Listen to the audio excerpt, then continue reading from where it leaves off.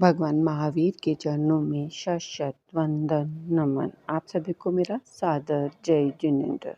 24 तीर्थंकर की श्रृंखला में आज 18वें तीर्थंकर के बारे में जानेंगे। 18वें तीर्थंकर भगवान अरहनाथ जी।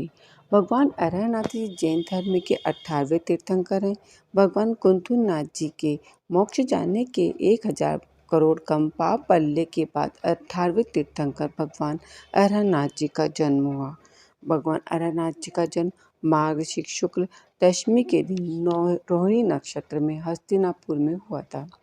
भगवान अरहनाथ जी के पिता का नाम सुदर्शन तथा माता का नाम मित्रसेना था। भगवान अरहनाथ जी की देह का वर्ण सुवर्ण के समान था तथा इनका प्रतीक चिन्ह मछली था। भगवान अरहनाथ जी जैन धर्म के 18वें तीर्थंकर थे। साथ में उसी भाव में चक्रवर्ती भी थे। भगवान अरहनाथ जी जैन धर्म में वर्णित 12 चक्रवर्ती में से 7वें चक्रवर्ती थे। प्रभु अरहनाथ जी तीसरे ऐसे तीर्थंकर थे जो तीर्थंकर होने के साथ चक्रवर्ती भी थे। भगवान अरहनाथ जी से पहले भगवान शांतिनाथ जी व भगवान कुंथुनाथ जी भी तीर्थंकर के साथ चक्रवर्ती भी थे। भगवान अरहनाथ जी की आयु 84,000 वर्ष थी। भगवान की देह का आकार तेज धनुष था। उनका शरीर अद्भुत सौंदर्य से युक्त था। वे तीर्थंकर के चक्रवर्ती के साथ कामदेव भी थे। वे 3 पद के धारी थे। विवाह योग्य होने पर राजा सुदर्शन ने अनेक राजकन्याओं के साथ विवाह करवाया।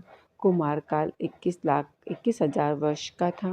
भगवान के कुमार काल के 21,000 वर्ष बीत जाने पर मंडलेश्वर के योग्य राज्य पद प्राप्त हुआ।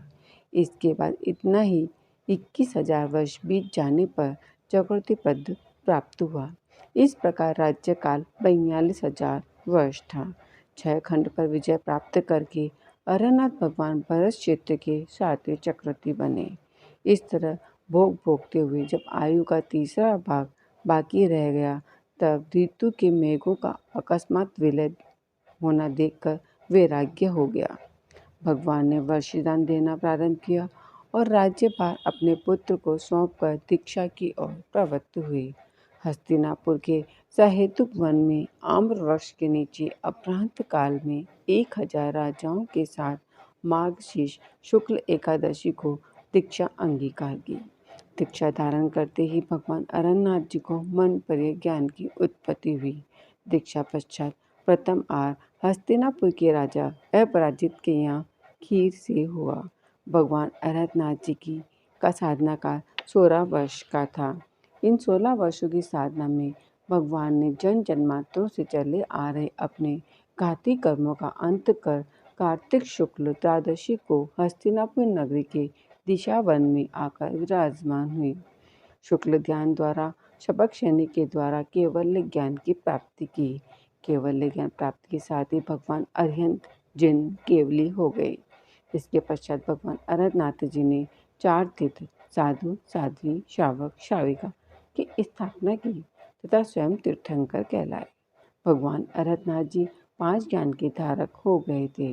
तीर्थंकर बनते ही कुबेर के द्वारा 3.5 योजन विस्तार वाले संवत्सर की रचना की गई। गणधरों की संख्या 30 थी। प्रमुख गणधर कुंभस्वामी था। 50,000 मुनिराज, 60,000 आर्यकाएं, 1 लाख श्रावक, 3 लाख श्राविकाएं संवत्सर में आत्मरस का पान करते थे। भगवान अरहनाथ ने 21,000 वर्षों तक विहार करके धर्मोपदेश देकर वीतरागी धर्मचक्र का प्रवर्तन किया। जब आयु 1 माह शेष रही तब भगवान अरहनाथ जी सम्मेद शिखर पहुँचे। चैत्र कृष्ण अमावस्या को संपूर्ण योग निरोध पूर्वक शेष अघाती कर्मों का नाश करके निर्वाण प्राप्त किया और वे सिद्ध कहलाए।